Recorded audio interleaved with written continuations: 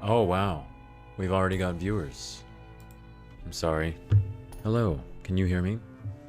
Chat says Expert Fox 6969. Hey. Leslie says hi. Hello. You remember me? I watched you a while back. That name is familiar, I reckon. I like the Borderlands 3 icon. I hope I didn't scare both of you off. I forgot to look at this window after going live. I'm sorry. I was too busy trying to send this in Discord.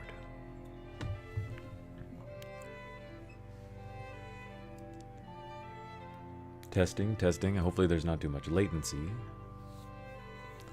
It says we only have one viewer. Dorn.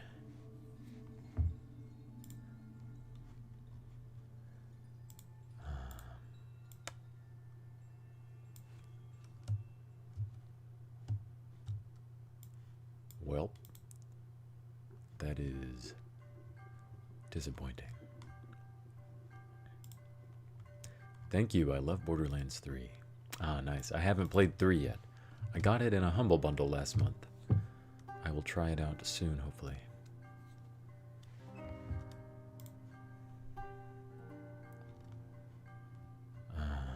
Where is it? Here it is.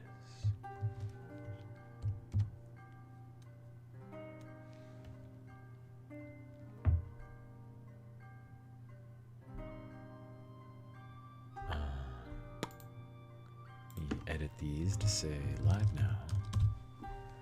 Yay.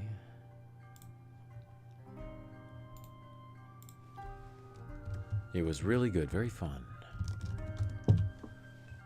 Huh. Let's see. Perfect. You know, I should probably tweet this as well.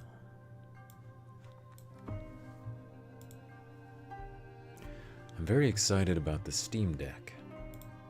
Borderlands 3 is Steam Deck verified, I believe.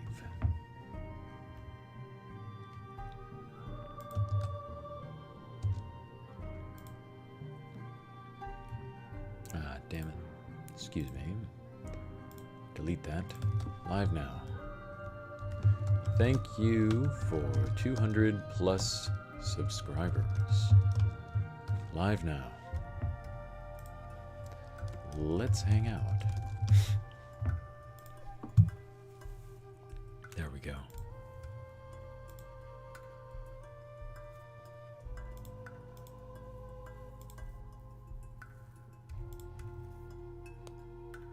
I think that worked. Okay.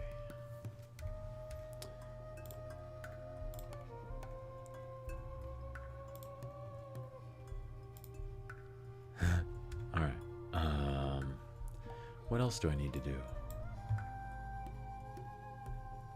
Oh, I don't have a Facebook for this. I've got Discord and Twitter.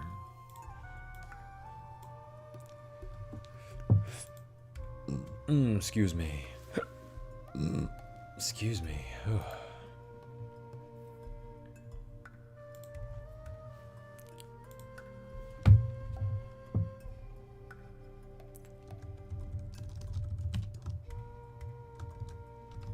That's it.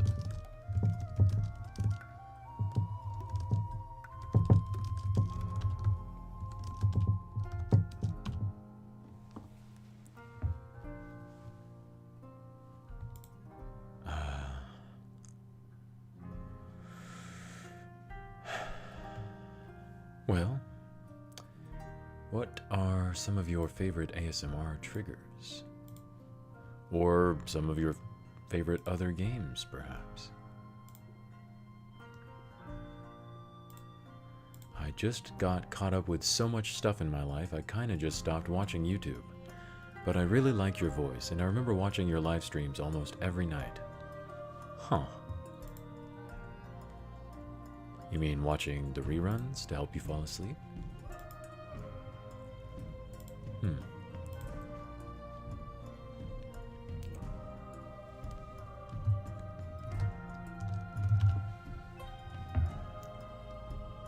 Okay.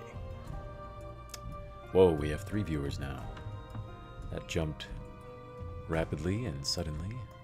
Yes, Slaw, the reruns. Okay, cool. I'm very glad that reruns of my streams have been helpful to your sleep, because I watch a lot of the same ASMR videos over and over and over again as well in order to help me sleep, and I need all the help I can get when I'm trying to sleep. Dagger says, Ayo, and I say, Ayo. Howdy, howdy, howdy.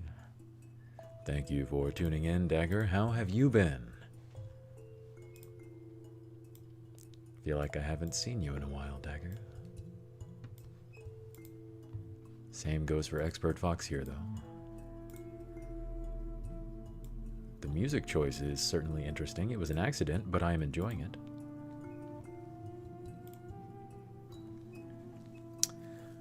I guess for now, what we are doing is enjoying my hair brushing to dry my hair. I hope you can hear it. And enjoying some music, and enjoying some chats, and maybe soon we will pull out a book or an article or something to read. Amanda says, hi. Hello, Amanda. Thank you for tuning in. How have you been? And Dagger, I am swell. The best I have been in many months, I would say. I hope you all can say the same. And if you couldn't before the stream, I hope you can after. I've been good. That's awesome. I'm glad to hear that.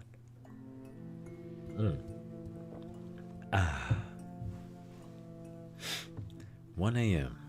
It just hit 1 a.m. and, well, 1:01 a.m. in 5 seconds. What time is it for everyone else?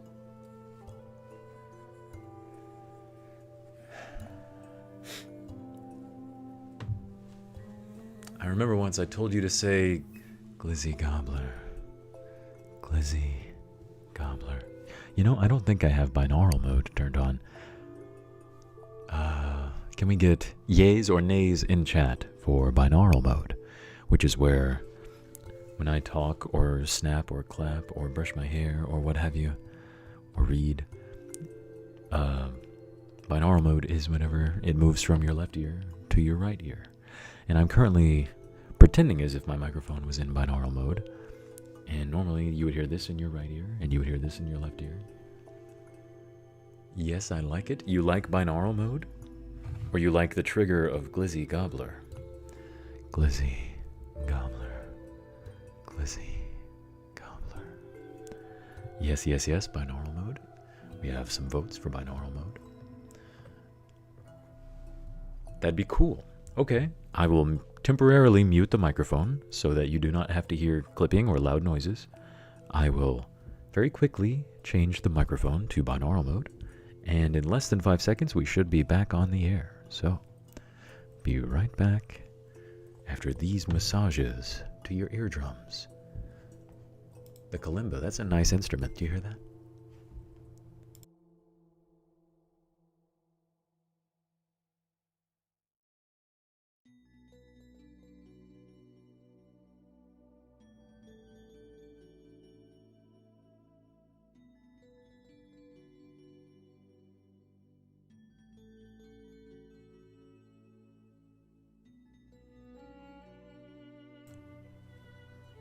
This is a test. I believe I have activated binaural mode on this microphone. Is it working correctly?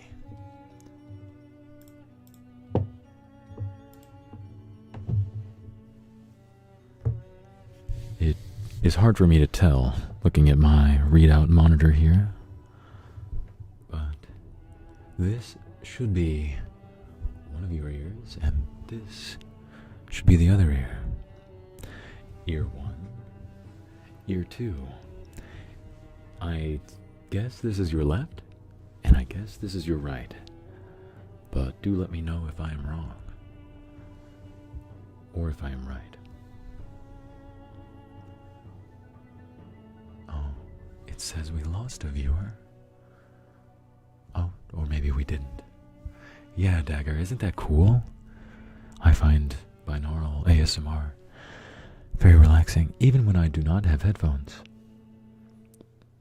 Yes, you are right. Oh, cool. So this is your right ear. It said that I was clipping the mic just then. I hope that did not hurt your ears. Let me know. I don't believe it hurt your ears. I hope it did not.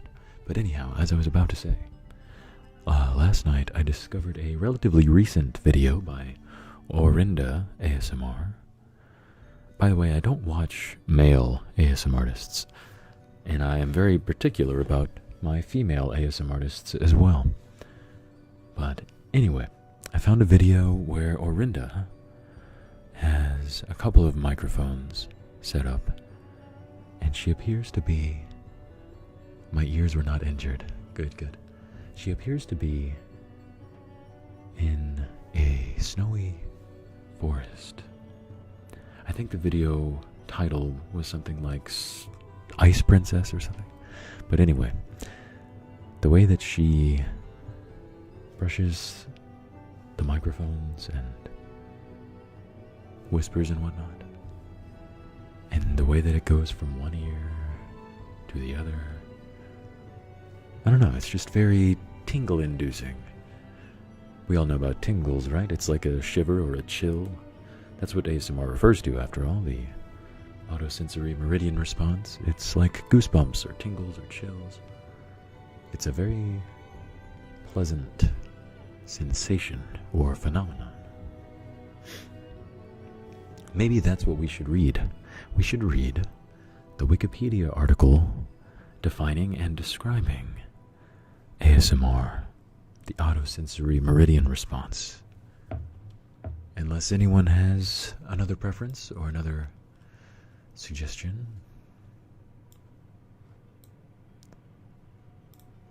What happened? Where did my window go? There it is. Okay. I think I will do this. Uh-oh, my other window disappeared as well. Okay, there we go.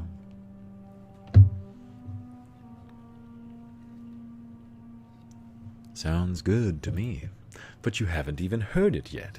Oh, I'm just teasing. I'm glad you like the idea. Let's get started. Wikipedia. ASMR. Oh, here we go. Autonomous sensory meridian response, or sometimes auto-sensory meridian response, is a tingling sensation that usually begins on the scalp and moves down the back of the neck and upper spine. A pleasant form of paresthesia, ASMR has been compared with auditory tactile synesthesia and may overlap with frisson. ASMR signifies the subjective experience of, quote, low-grade euphoria, unquote, characterized by, quote, a combination of positive feelings and a distinct static-like tingling sensation on the skin. ASMR is most commonly triggered by specific auditory or visual stimuli, and less commonly by intentional attention control. A genre of videos intended to induce ASMR has emerged, over 15 million of which had been published on YouTube by the year 2021. And that is a brief overview, a brief introduction, if you will, to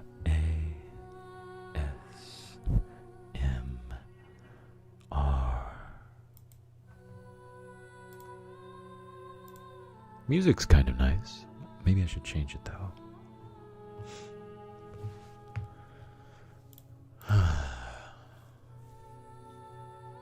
Oh, this is interesting.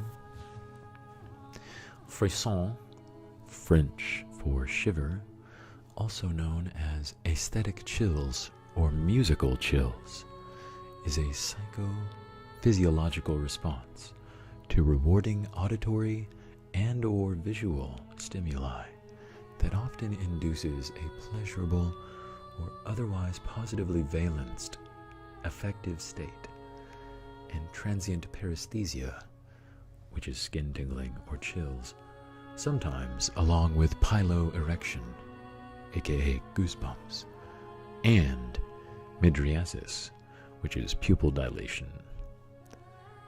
The sensation of frisson commonly occurs as a mildly to moderately pleasurable emotional response to music with skin tingling. Piloerection and pupil dilation not necessarily occurring in all cases.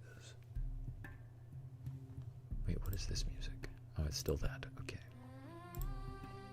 Alright, I'm going to skip this track.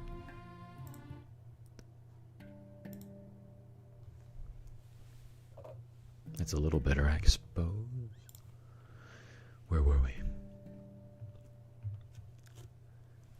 The psychological component, that is, the pleasurable feeling, and physiological components, such as paresthesia, piloerection, pupil dilation.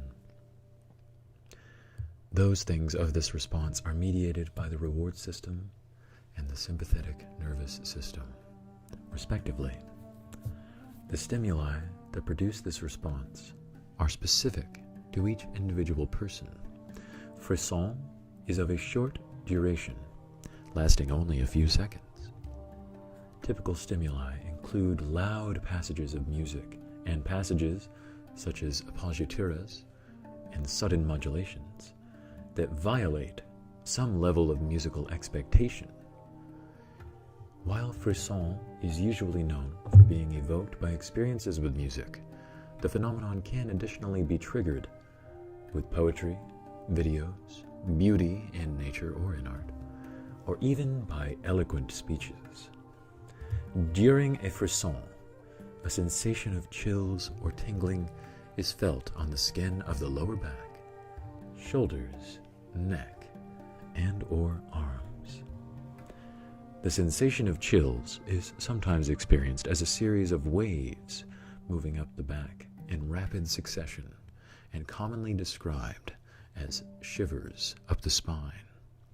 Hair follicles may also undergo piloerection or goosebumps.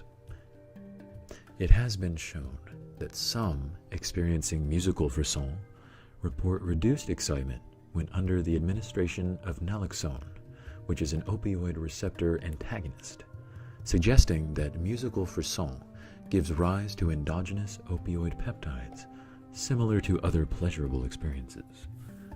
Frisson may be enhanced by the amplitude of music and the temperature of the environment. Ooh, that's interesting. Did you know, by the way, side note, that, well, a couple of side notes. First of all, the brainstem is one of the coolest parts of the human body, temperature-wise. I mean, not just, cool, but cool, temperature-wise. And that is why it is easier to sleep on a cold pillow, and why it is best to rotate your pillow whenever you are trying to sleep.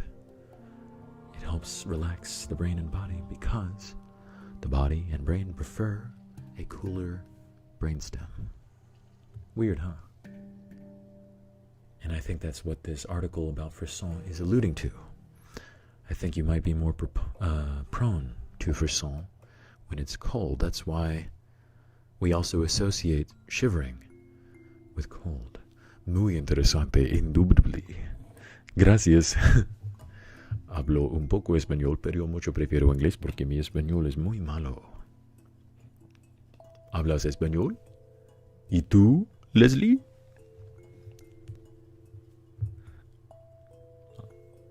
Thanks, Dagger.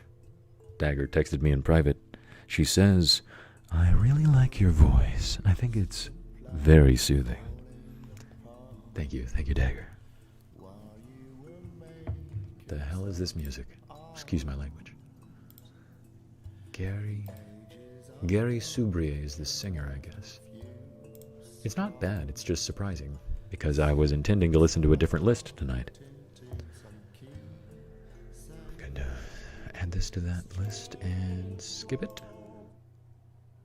Okay, now we're on the list that I intended for us to listen to. I love your Spanish, Law. Oh, shucks.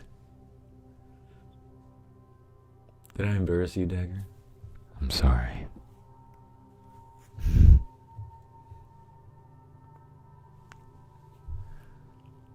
You're blushing, Dagger. You're blushing. Stop it.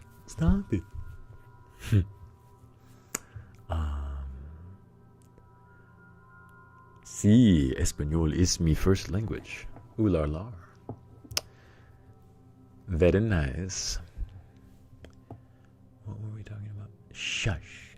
Okay, I'll shush, Dagger. As we were reading Frisson, or Goosebumps with Tingles, I don't know. What did we just read? Chills, that's what Frisson refers to. The aesthetic chills of Goosebumps. So anyway, Frisson may be enhanced by amplitude of music and temperature of environment. Cool listening rooms and cinemas enhance the experience. That is what I was just saying before we even read that part. I'm a nerd. But yeah, I was right. I didn't even have to read the next sentence. I already knew. So what should we read? Should we continue with the ASMR article, continue with the Frisson article, or begin the paresthesia article? Let's check out that one. Let's look at the overview of that one.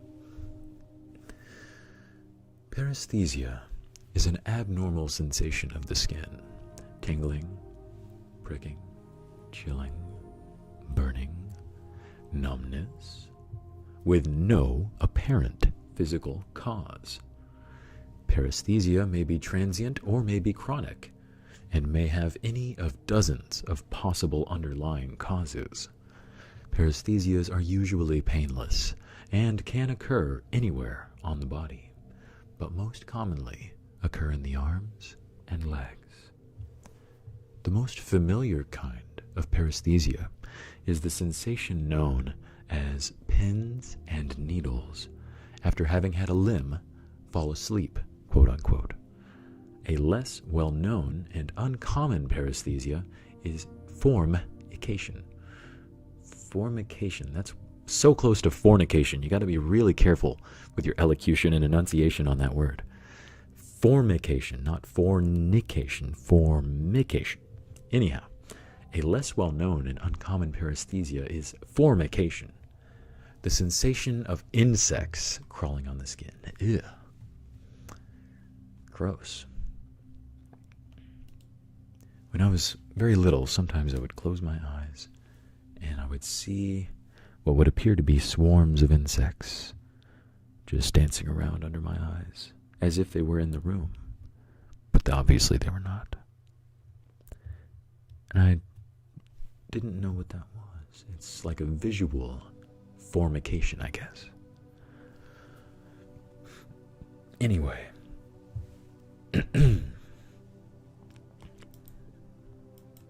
ASMR of the eyes.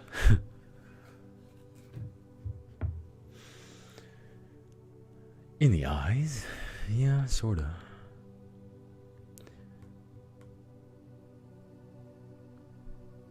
I am considering taking a short intermission, a brief intermission, to retrieve more drinking water. But I am reluctant to abandon you for even just a moment. So, until I have the consent of the group, I will continue chatting and reading. So what sounds the most interesting? Shall we continue reading ASMR, paresthesia, frisson, or a book on my shelf, or something totally unexpected and unrelated? While you all contemplate that, I will mute the mic and retrieve some more water. I won't be long. Don't go anywhere. We'll be right back after these massages of the musical variety that with any luck should induce frisson and ASMR and possibly even paresthesia, because the music is just that magnificent. We'll be right back.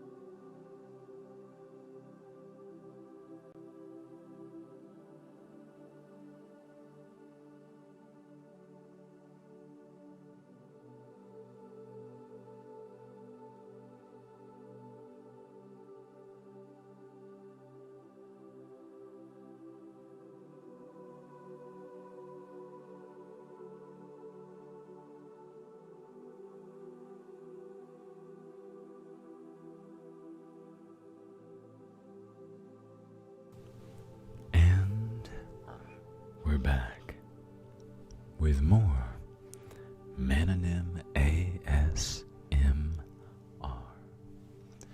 Thank you for waiting.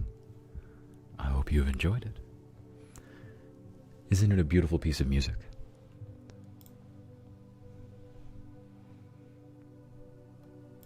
I let it loop once because I wanted you to hear it twice. I have a playlist dedicated to frisson, but I've called it after tingles instead. Semantically, I mean. Where is that list? I mean, I suppose this list also qualifies, but here we go. Alright. The music is very music-y. That's one way to put it, I suppose.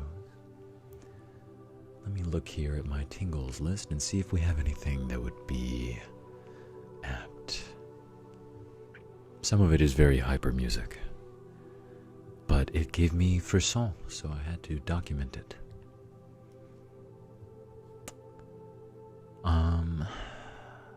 I won't mess with that right now.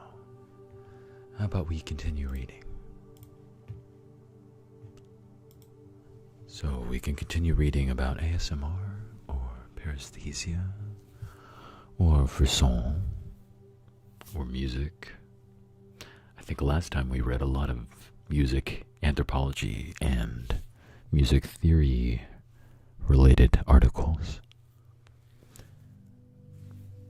In terms of books that I would consider reading to you, I have a handful of options for you.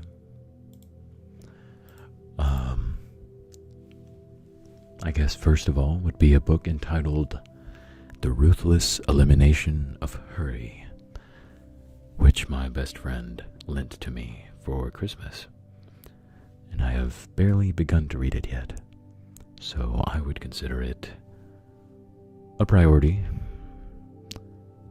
because it's the most recent that anyone has lent to me, and it's relatively short. Another would be The 48 Laws of Power by Robert Greene. That is an option.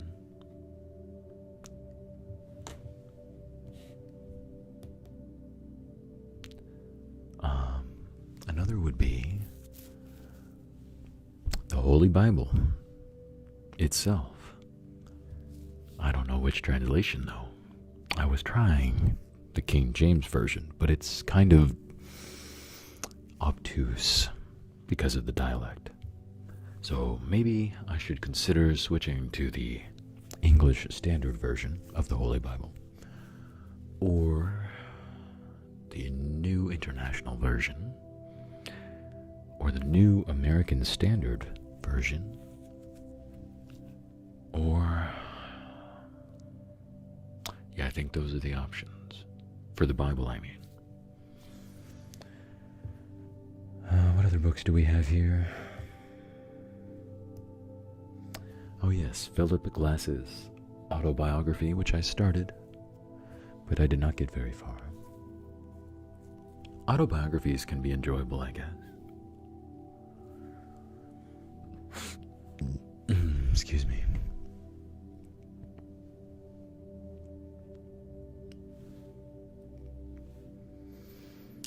Or The 5 Love Languages for Men. I haven't started that one yet.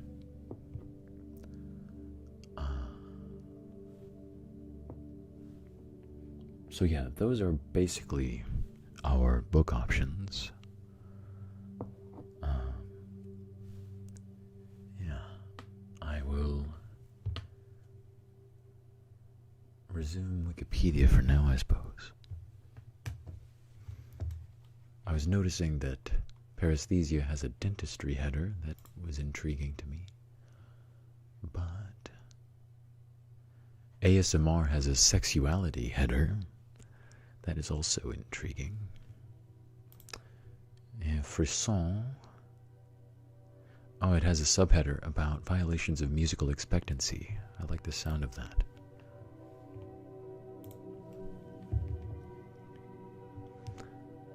Emotional contagion, that also sounds interesting. Maybe we should just continue reading about frisson,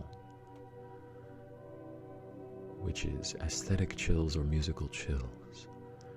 The psychophysiological response to rewarding auditory and visual stimuli, inducing a pleasurable and positively valenced affective state. Interesting. Alright, so continuing with the article about frisson from Wikipedia. By the way, I will take this opportunity to link the article in chat if you would like to reference it at any point. There you go. Causes. Causes, subheader 1, violations of musical expectancy. For more information, also read melodic expectation. I will check that out later. For now, we will stick to the frisson article. Rhythmic, dynamic, harmonic, and or melodic violations of a person's explicit or implicit expectations are associated with musical frisson as a prerequisite. Loud, very high or very low frequency, or quickly varying sounds like unexpected harmonies, moments of modulations, melodic appoggiaturas, has been shown to arouse the autonomic nervous system. activation of the ANS has a consistently strong correlation with frisson, as one study showed that an opioid antagonist could block frisson from music. Leonard Meyer, a prominent philosopher of music, wrote in his text, "Emotion and Meaning in Music," that music's ability to evoke emotion in the listener stems from its ability to meet and to break expectations. I've thought of an example that I would like to play for you. It is a slow blues waltz. I hope you will not mind the drastic shift in genre, musically speaking, but it won't take very long. It's a particular chord that he ends a phrase on that I really like, that gives me frisson, sometimes I would say. So check this out. Ready? Maybe I'll even sing along for you. Here we go. This is a song called Death and Taxes by Daniel Caesar.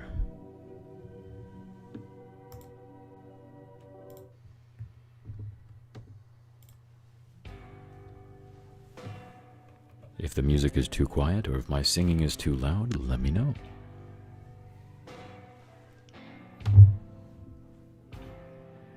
Surely my sins have found you out.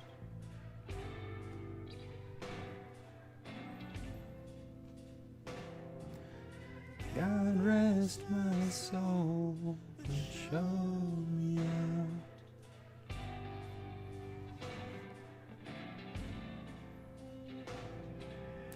Surely my sins have found me out.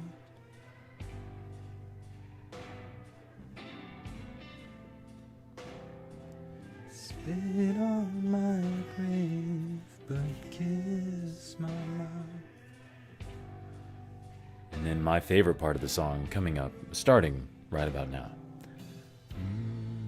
Surely we'll live to see the day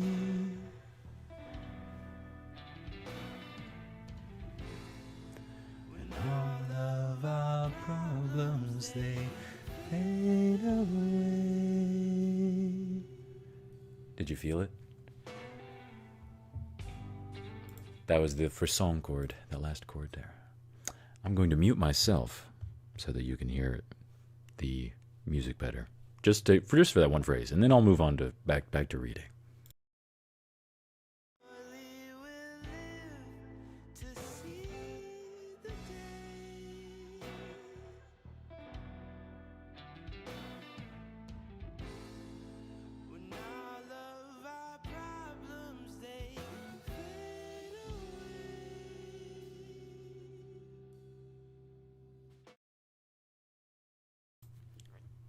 The way that dissonance lingers. Am I the only one? Does anyone else get that frisson sensation from that?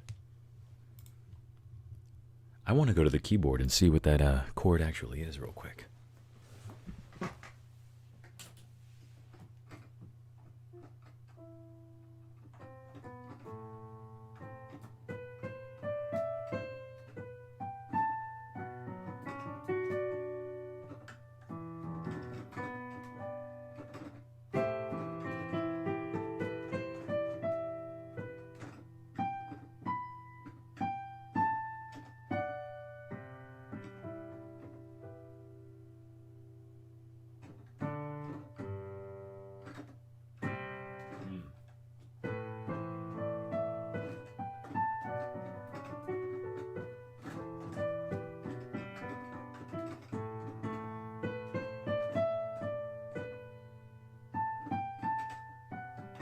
Oh, okay, so that's what it is.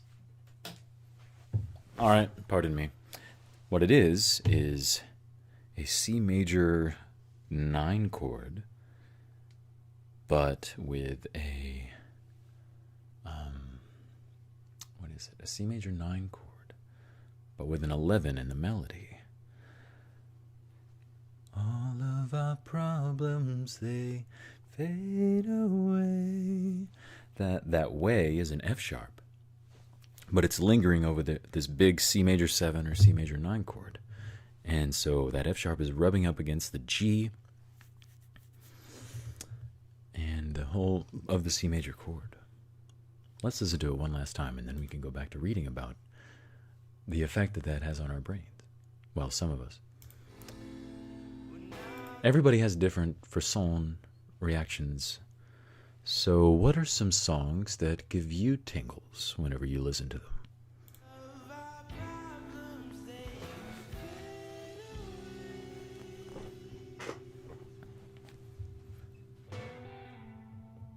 Back to the tonic G major chord. Cool. You know, I haven't learned that song yet. I probably should, as many times as I listen to it. Surely we'll live to see the day,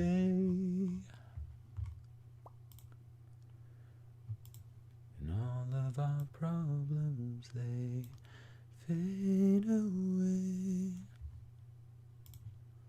All right, back to the tranquil meditative music.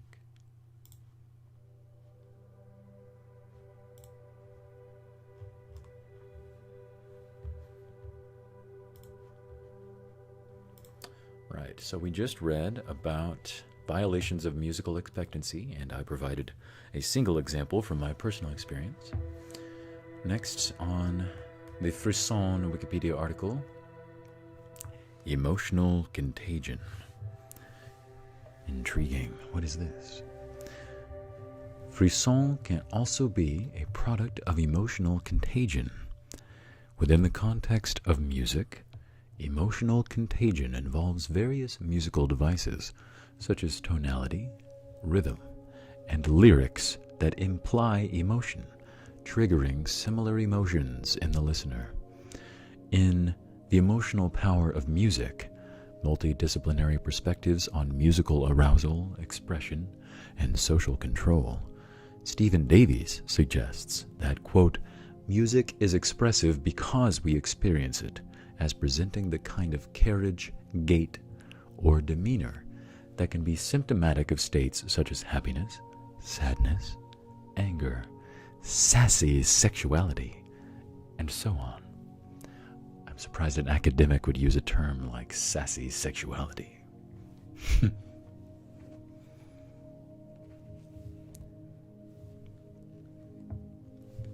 I'm pausing for water.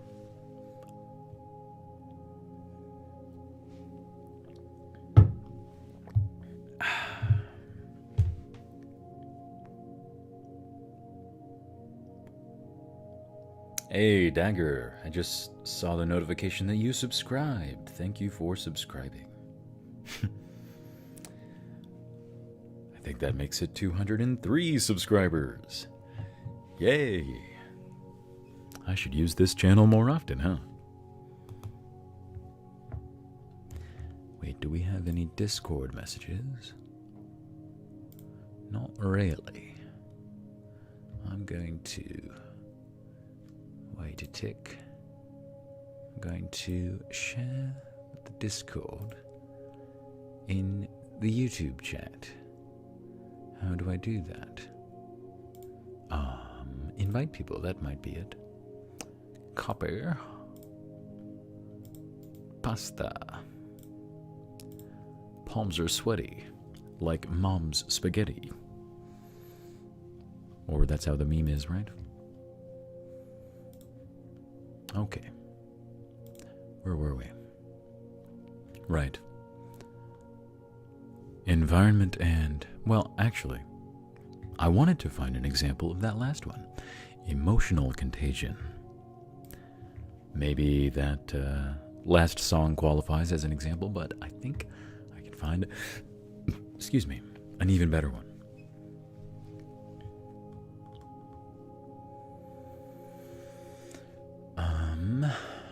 Emotional contagion. Oh, you know what? I did think of one, but it is in Japanese. I do not speak Japanese, but I think that demonstrates the point of that last section all the more, because it said it can be a product of emotional contagion.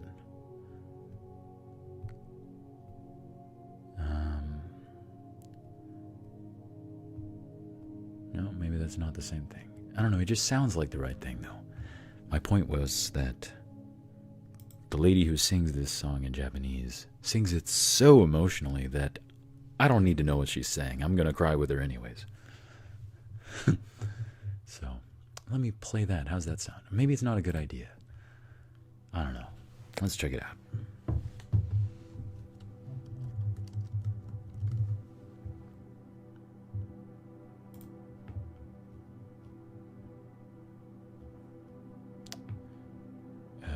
Which one is it? I think it's this one.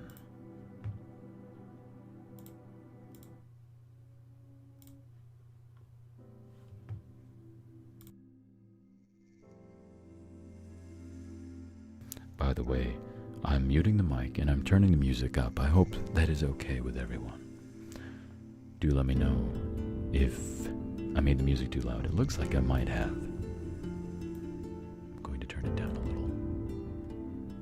Okay, there we go. I'm muting myself now.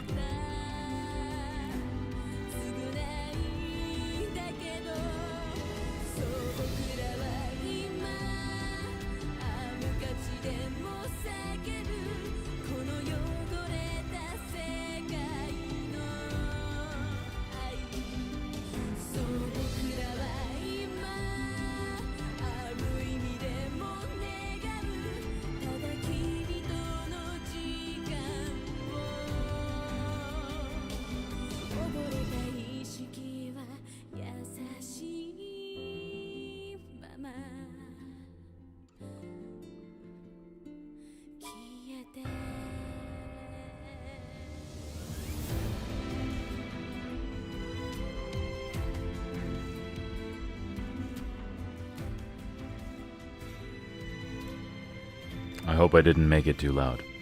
Have you heard what I was referring to? Like, at least a couple of times throughout the song. Her voice is breaking and shaking and quaking.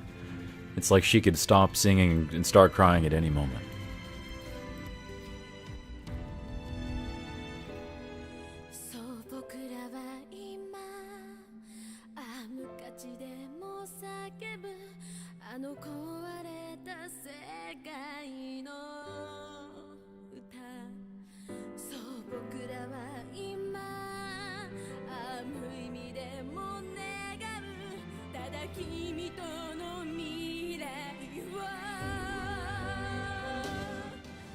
And right there, she actually did cry.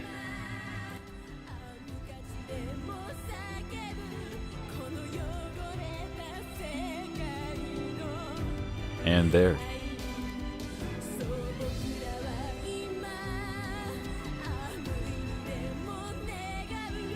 And there.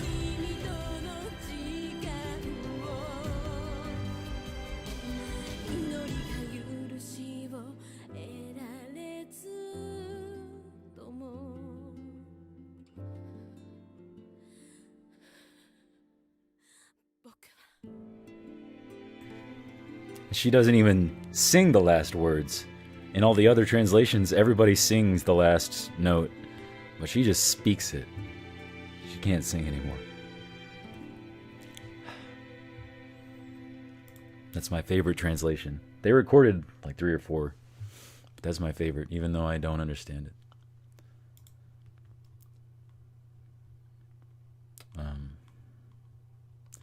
Yeah. I like the English one too, but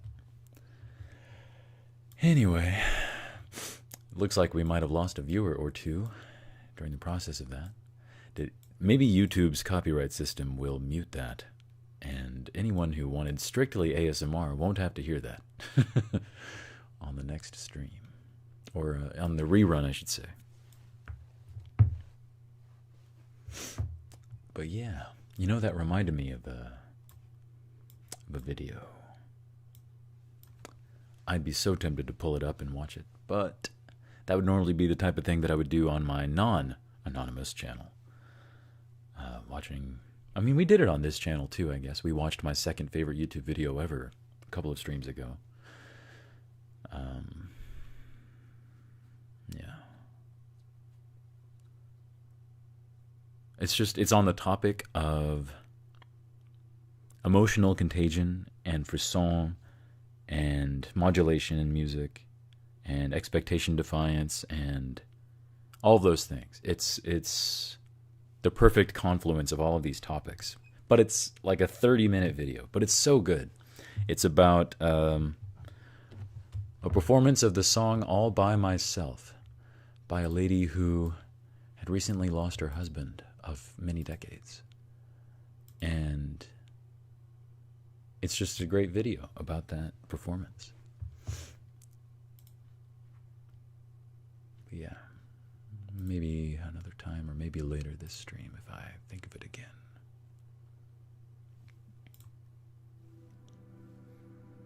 Oh, that might be too quiet now. Let me turn it up a little more.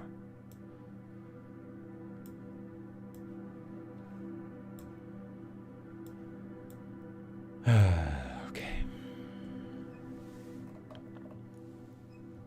Back to the article for now, I suppose.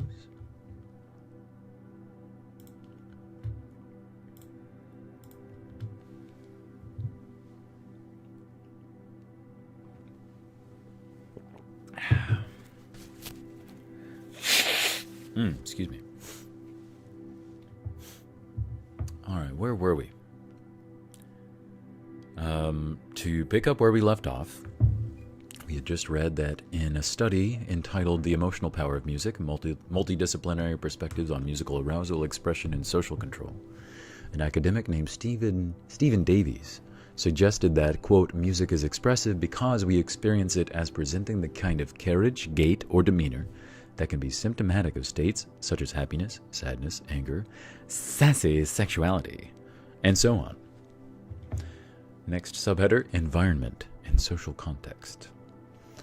Frisson can also be amplified by one's environment and by the social context that the piece has been listened to within.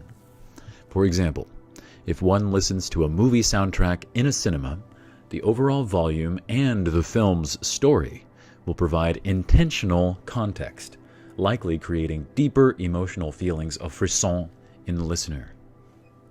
The culture and nationality of both the piece and the composer will affect the levels of frisson felt, or if frisson is even felt at all.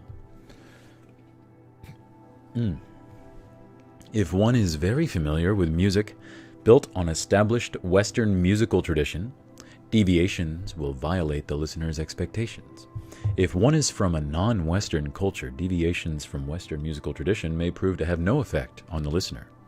Jeanette Bicknell, writing for the Journal of Consciousness Studies, wrote, quote, "Different musical cultures are based upon different patterns of tonal and rhythmic organization. These patterns of musical structure and meaning are social constructions that evolved through human musical practice." I don't think I agree. I don't think there's anything socially constructed about the power of music. I think it is innate. I think it is ingrained in us from millennia of evolution, or at least centuries of evolution. Like we hear our parents' voices from within the womb, and that is our first exposure to language and music. And it sets the palette, I guess, for how we interpret the rest of our lives in terms of music and language, but I don't know.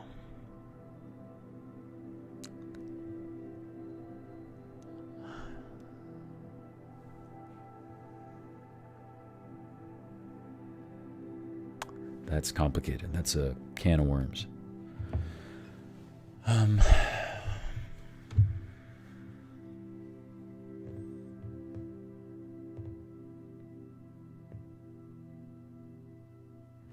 Would you like an example for that one? Because I thought of one. They talked about cinema being a context. That's sort of what I studied before I dropped out of college, is the effect of context on music and the effect of music on context, such as film or video game or what have you. That was what I was studying. The example I thought of is the last 5 minutes of the film Inception. But, I just thought of another great example. The first 10 minutes of Pixar's Up. God, that's brilliant too.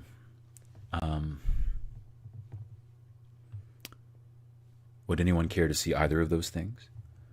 Maybe we could watch Up and hope that YouTube doesn't snipe us. The first third of Wall-E. That would count. Oh, that defined dancing sequence? That would be good. Or Austin Wintory did a great video on the first 5 minutes of the movie Birth. That's a great example. The Tree of Life by Terrence Malick. Curious Case of Benjamin Button. I mean, I guess every movie really qualifies, but some more than others. What was a time? Tell me about a time that a movie gave you chills or gave you frisson. I've already mentioned a few of mine. Inception's last 5 minutes. Up's first 10 minutes.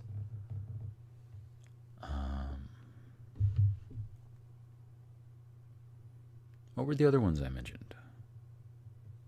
Tree of Life and Benjamin Button.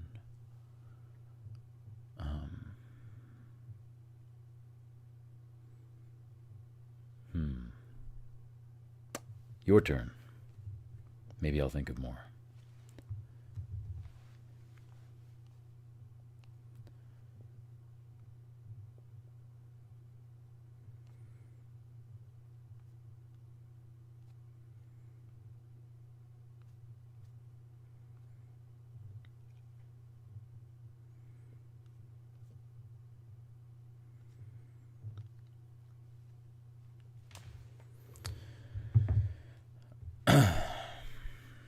My stomach hurts because I ate too much. This is a frequent occurrence. I should stop doing that.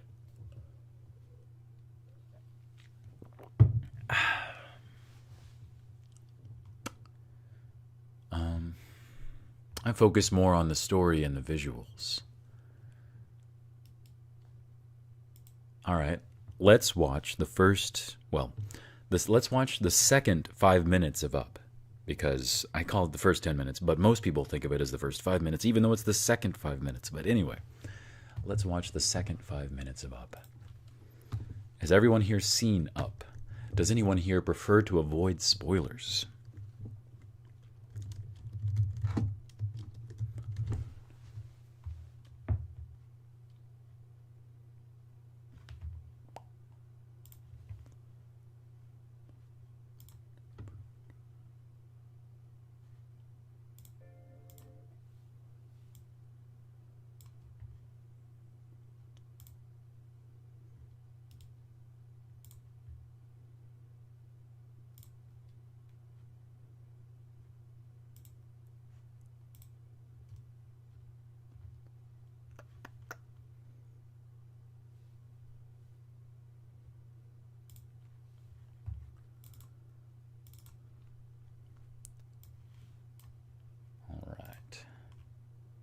think I've got it set up. Is everyone ready?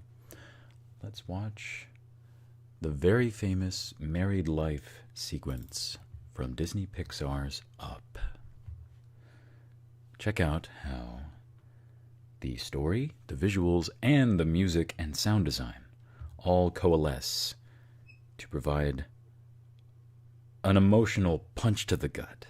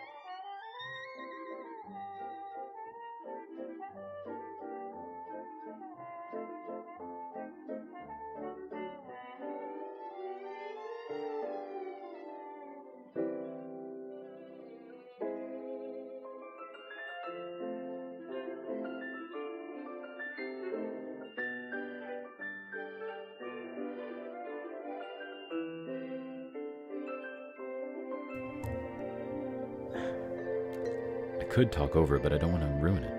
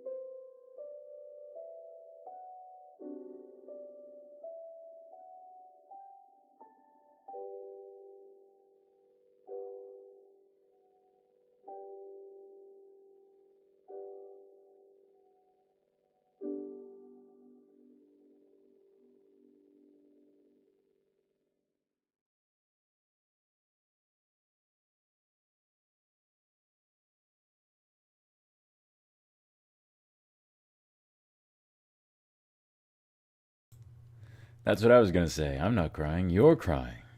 My eyes are just really sweaty. Was that your first time seeing that, Dagger? But yeah, that's brilliant and beautiful, isn't it? YouTube said that it detected I was playing copyrighted video and audio and that my stream might be blocked. Can anyone confirm whether my stream was blocked or is still blocked? Was everyone able to see that? No, I watched it before, but it still gets me. It does, doesn't it? Imagine that was the end of Up, instead of just the end of the first 10 minutes. I think even if that was the end of the whole movie at 10 minutes long, it would have still won the Oscar for Best Musical Score. Just based on the strength of the first 10 minutes.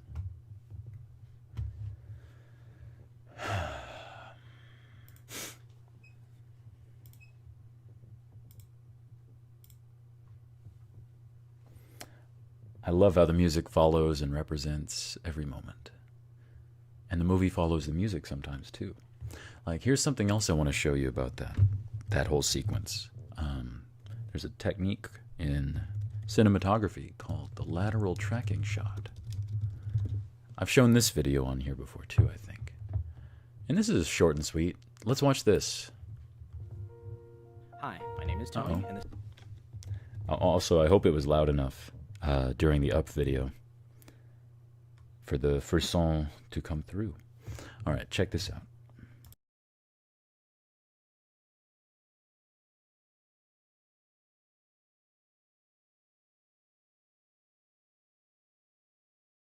Also, for this one, I may talk over it, because why not? Hi, my name is Tony, and this is Every Frame of Painting. So this video was supposed to be done in time for Mother's Day, but that didn't happen. Sorry, Ma. Anyways, today's film is Wolf Children, directed by Mamoru Hosoda.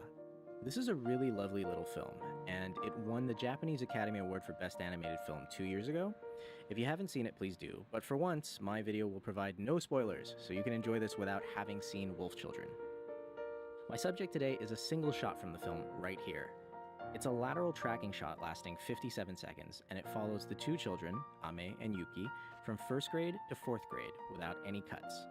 We see Ame as a loner in 1st grade while his sister Yuki adjusts to life in school.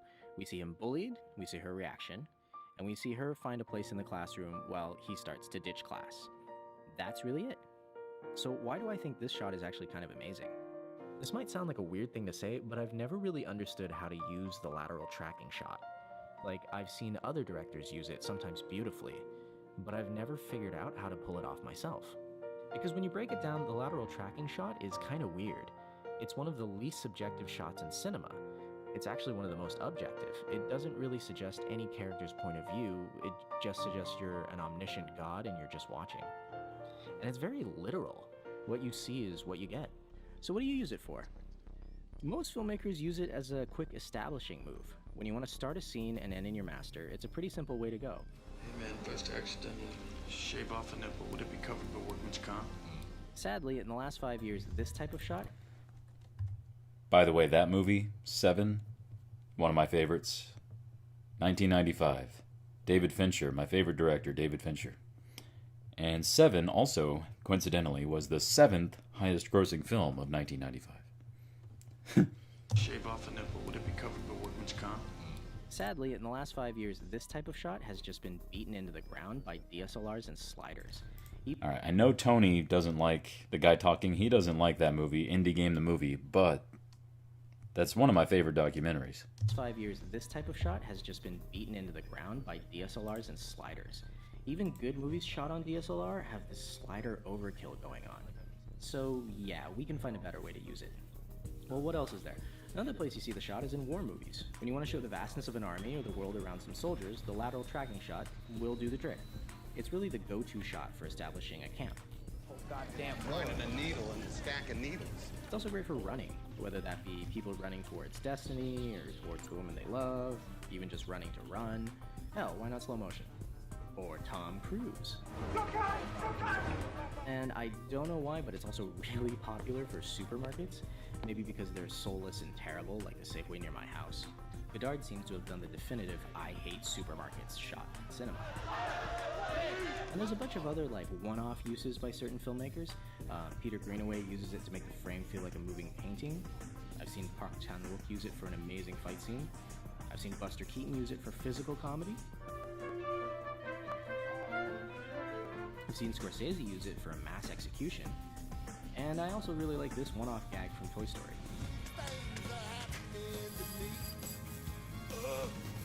Some filmmakers make it a personal statement. Kubrick loved it, I think because it showed things the way they were and not how we imagined them to be. He used it brilliantly in Paths of Glory to show just the extent of the war in the trenches. And in The Shining, it's everywhere, and it's one of the ongoing ways that he built a sense of dread. The environment just feels oppressive when you look at it like this. Another person who uses it a lot is Wes Anderson, I think, because it conveys that kind of dollhouse, flat, storybook look that he loves. It's also kind of inherently funny when you have bright colors and people moving in straight lines like this. I don't know, it's kind of weird. But the one thing I rarely see the lateral tracking shot used for is intimacy. It's not really an intimate shot. Like, no matter what, you always seem to end up at a distance from the characters. And even the greatest filmmakers know this. So how can you make this shot, which isn't really intimate, intimate? Did you get my flowers in the... Here's One Way by Martin Scorsese. You didn't get them. I sent some flowers. Track away from the character. Can I call you again? It's weird because it's unmotivated and it's the opposite of what you're taught to do, but it really works. It feels empty and sad and lonely, and it makes you feel bad for Travis Bickle by removing him from your field of view. I tried several times to call her, but after the first call, she wouldn't come to the phone any longer. Or here's another. This is widely considered one of the greatest shots in the history of cinema. The fascinating thing about this shot is just sheer length. It's 9 minutes long, and it's the main character trying to take this candle from one end to the other. But since the shot has only one visual focus and one dramatic goal, Tarkovsky can just let the moment unfold. We see every step the character takes, every failure, every retry. The shot's length puts you in a weird meditative trance, and because it's so simple, you can read it as a symbol or a metaphor for any struggle you could possibly want. It's a real model of simplicity and purity. And then there's this.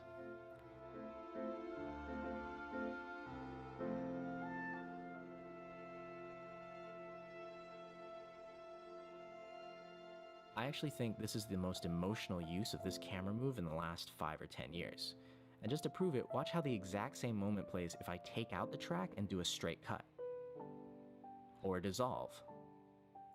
Or push in. This is a perfect example of where the lateral move is exactly right. Being further away from the characters makes this moment that much sadder, because we can't help them. Moving left to right implies that time has passed and we can never go back. So all that brings us back to Wolf Children. Like a few shots on this list, it's actually a really intimate little piece. It shows kids growing up right before your eyes. But unlike every other shot on this list, it's actually physically impossible. This isn't a literal shot, it's figurative. It's really only possible through the magic of movies, and specifically in this case, animation. It moves back and forth through time and space, and all it does is tell the story of these kids growing up. So even if you're like me and you don't really understand how to use a lateral tracking shot, it's great to see that someone out there clearly does get it and is pushing forward the visual grammar in some small, concrete way. By the way, the rest of this film is really lovely and beautiful and will probably make you cry at the end, and call your mom right afterwards. So go watch it. Happy Mother's Day.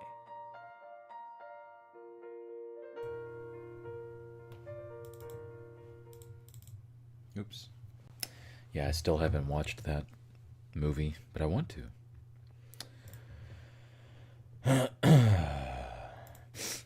YouTube did the thing again where it said that it was blocking my stream because copyrighted content or whatever.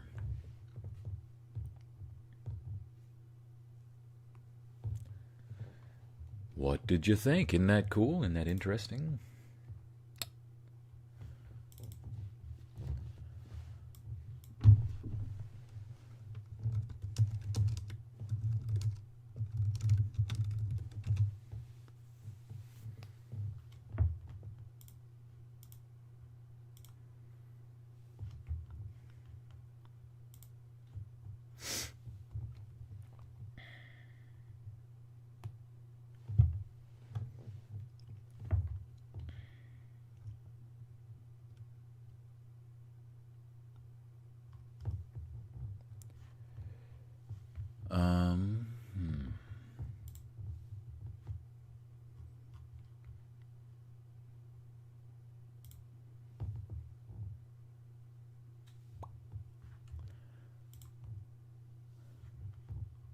Ooh.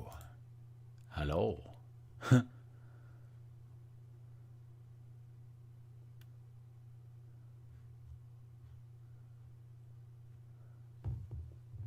I was just checking Discord, that's why I said hello.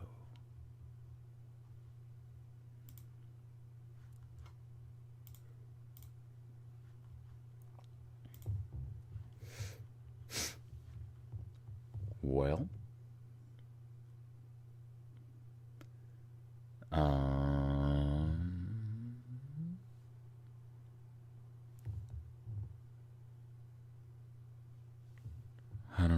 I don't know what we should do. I kind of want to watch that other video now.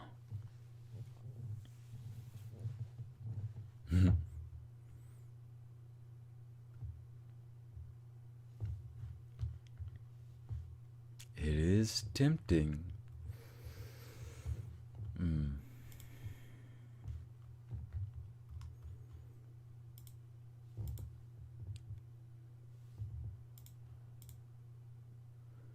All right, let's watch this video. It's relevant somewhat to the articles we were reading. This is the video that I was talking about in terms of emotional contagion and stuff. Uh-oh. We're just losing a lot of viewers, aren't we? Oh, maybe not. YouTube's just finicky. All right. Check this out. Unmute it. You know what? Let me watch it in incognito. We're on my second channel right now, so I don't want YouTube to think that this is what I watch on my second channel. Uh-oh, that's the wrong button. Here we go. On February 23rd... Oh yeah, Celine Dion. You may remember her from singing the Titanic theme. Near, far, wherever you are. Right? Everybody knows that song. That's what this singer that we're about to learn about is famous for.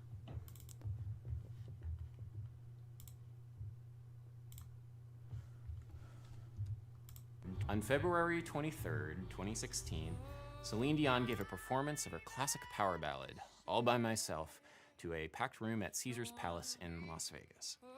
She sang the climactic high E flat on the word anymore when the key changes up a diminished fourth from G major to C flat major, and the crowd went wild.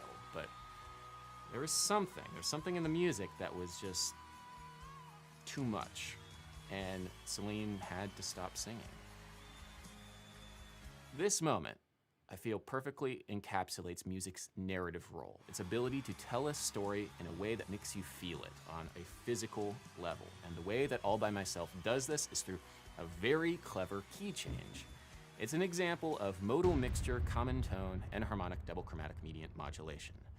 And don't worry, we're going to spend today parsing that jargon dump, but just because Western music theory can throw a lot of words at a moment doesn't mean that we really get into the emotional resonance of it.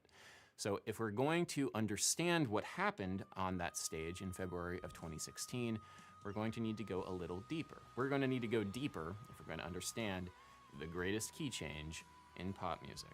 This video is brought to you by CuriosityStream and Nebula, where you can watch the extended version of this video.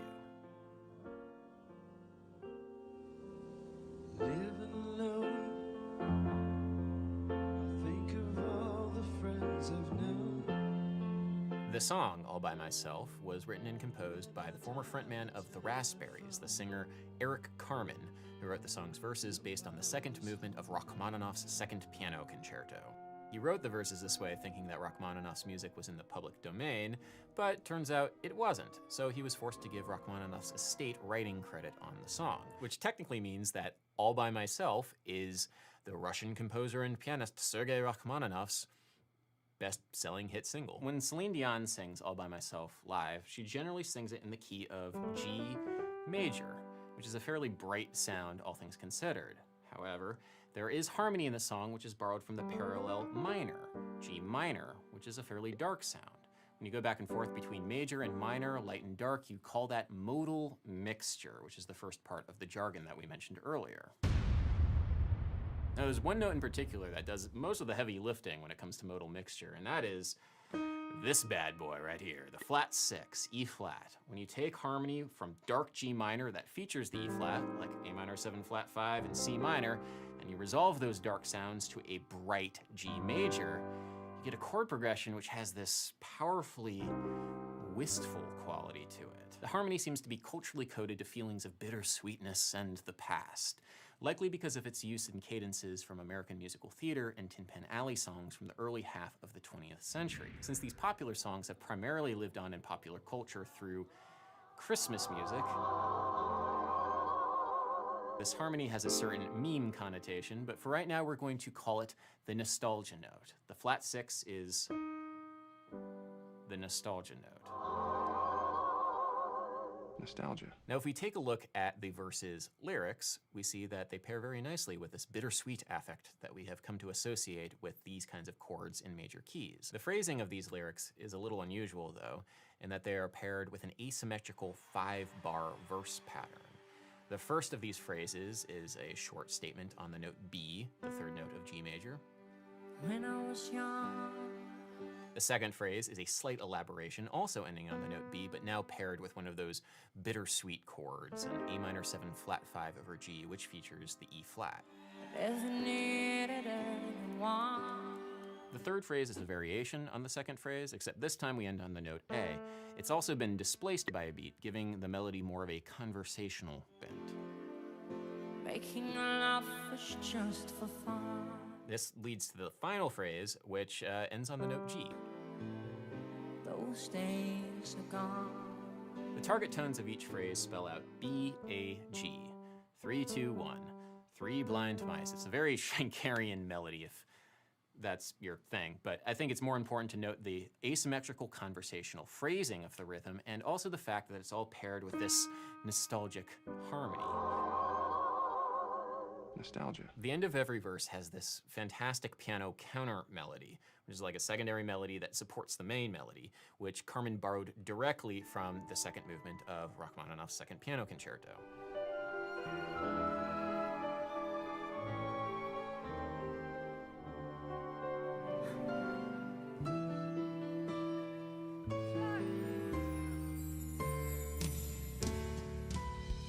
Counter melody ends on just like the most delightful ritardando, like a slowdown of the tempo, which makes the drum fill into the chorus feel just that much more epic. Key changes can go a long way in how we feel the same lyric over the course of a song. Scott Hannenberg writes about this in his article, Rock Modulation and Narrative. Changes of key are influential in shaping our sonic experiences of these songs, experiences that in turn contribute to our understanding of their lyrical content. Musical features like modulation can clarify an ambiguous lyric, reinforce a song's central theme, or subvert a singer's message. The first several times that we hear the chorus lyric, "Don't want to be by myself anymore," is in the key of G, and it comes across as kind of a resigned pleading. However, when we get to the chorus before the modulation, when the melody is altered to hit that high E flat, the nostalgia note, the lyric comes across more as like the narrator is demanding to not be by herself anymore. And as we cross the threshold from G major to C flat major, the E flat becomes a major third, a point of triumphant resolution. And so we feel like the narrator will in fact not be by herself anymore. You get a sense of the strength of the narrator in this moment.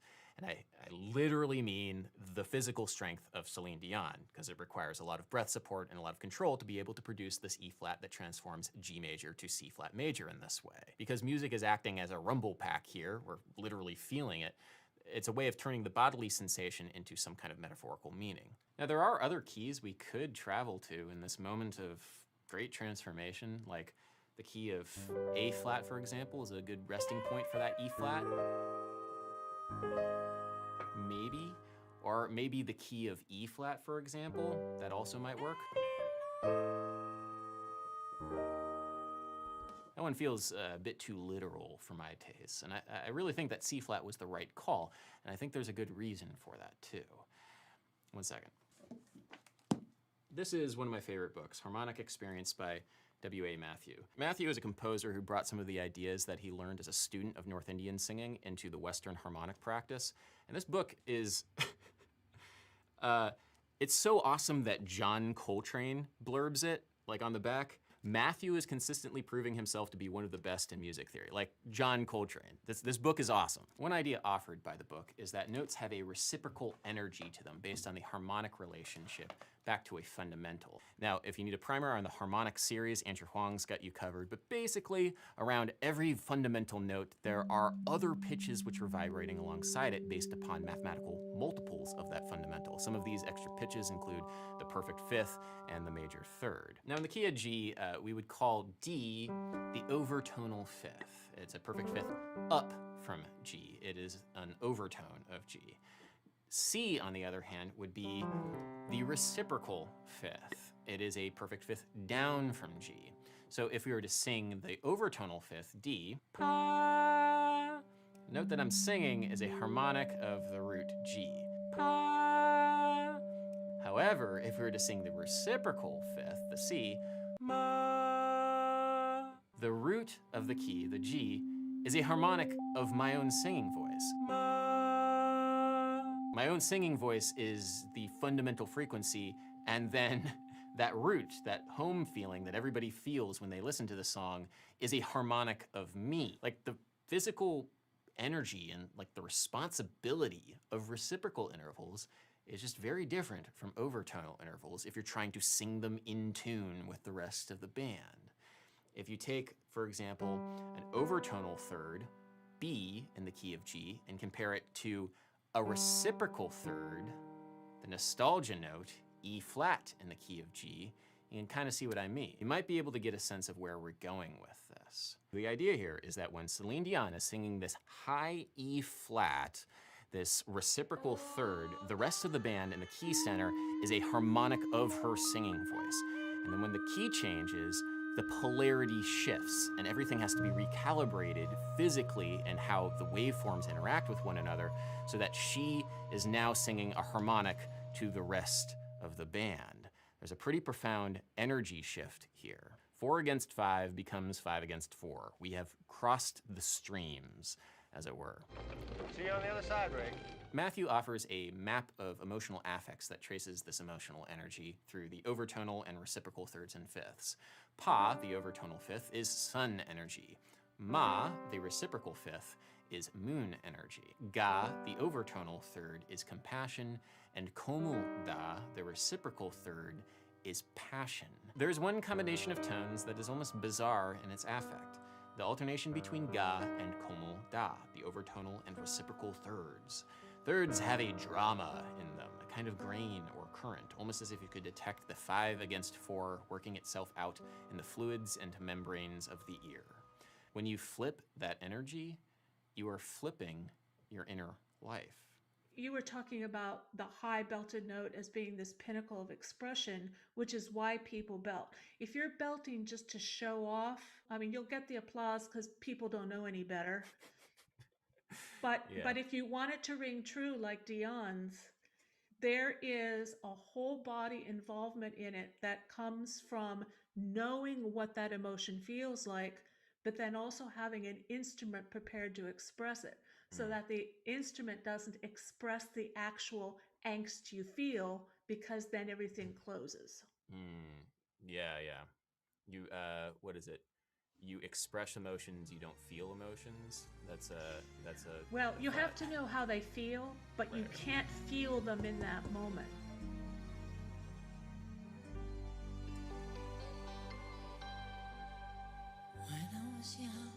On January 14th, 2016, Celine Dion's longtime husband and manager, René Angelil, died of throat cancer. 2 days later, on January 16th, 2016, her brother, Daniel Dion, also died of cancer. February 23rd was the first time that Dion returned to performing at her Las Vegas residency after these dual tragedies in her life. She sang All By Myself, a song whose structure is specifically designed to fuel the thought of not being alone. Imagine living this catharsis night after night on that stage for years, living the story of ritualistically calling out to the heavens and demanding to not be alone anymore. And through the sheer physical power of your voice and the technique that you have developed on your instrument, and a clever key changer too, the world around you acquiesces and bends to your will. Until one night, it doesn't.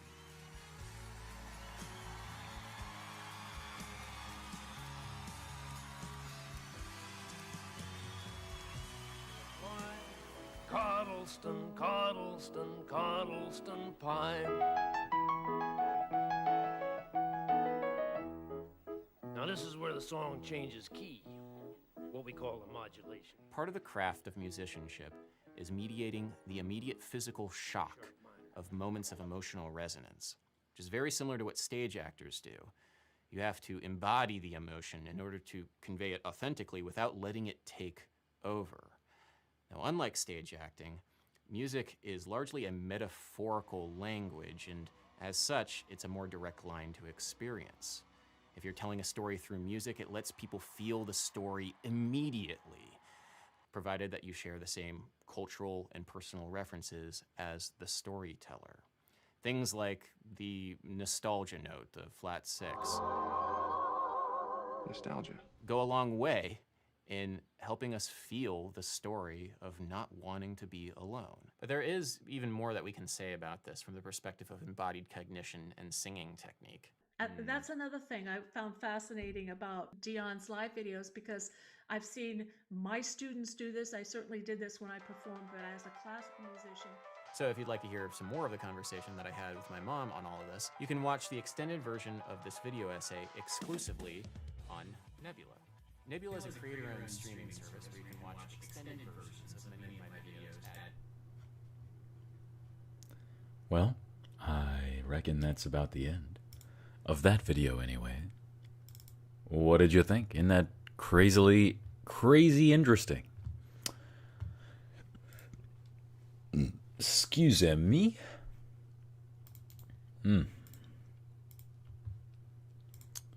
Perfectly on point with what we were discussing earlier. February 23rd, Uh-oh. 2016. Nope. We just did that. Yeah. Her husband died of cancer, then her brother died of cancer. And then she had to go to work and sang that song. It's really good, yeah. Yeah. Well, I'm supposed to be asleep in about half an hour. Been fighting sleep. Oh, you are, Dagger? I have one or two more songs, and then we should all collectively go to bed. How does that sound? You know, I just realized I don't know where to find these songs on YouTube. I used to have a great video of them, but now I don't know, so let me see. Uh-oh.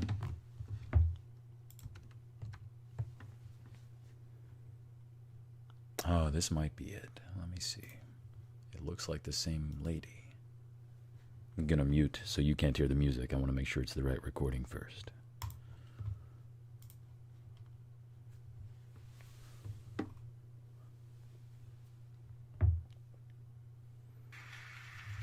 Oh wait, you can hear it through my mic, can't you?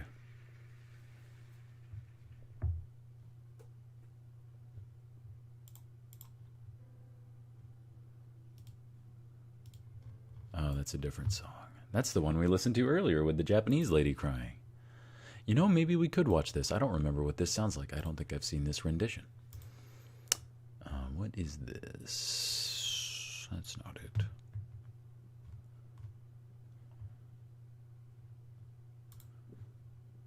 That one's gone. Okay.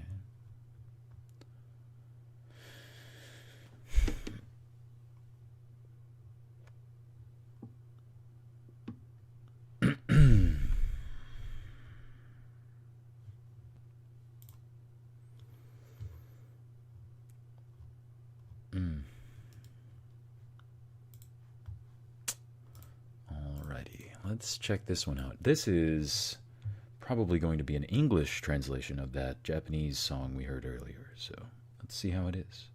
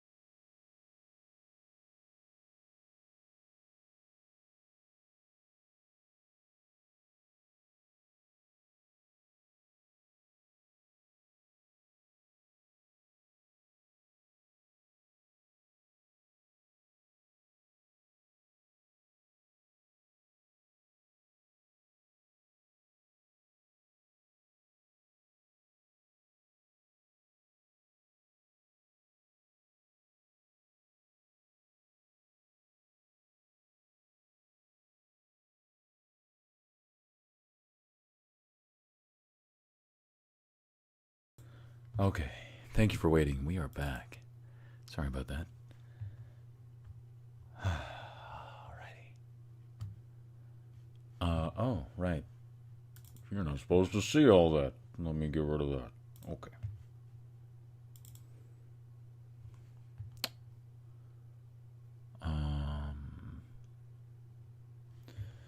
Well, while I was using the restroom, I was unable to find the video that used to be on YouTube of the two most beautiful songs I have ever heard. And they're both live performances as well. We will simply have to listen to them with no video. And after that, it will be bedtime.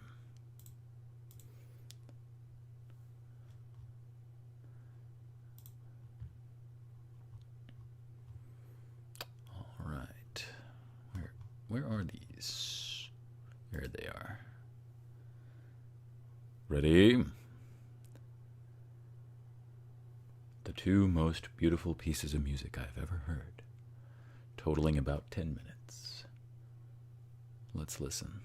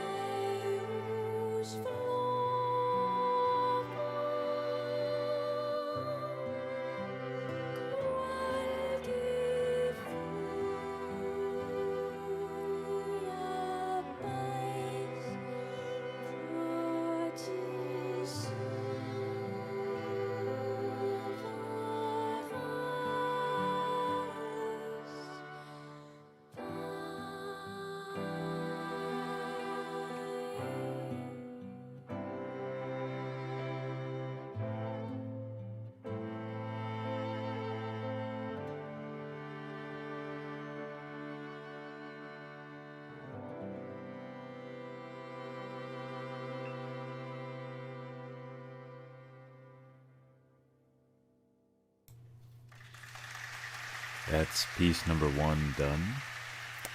Here comes number 2.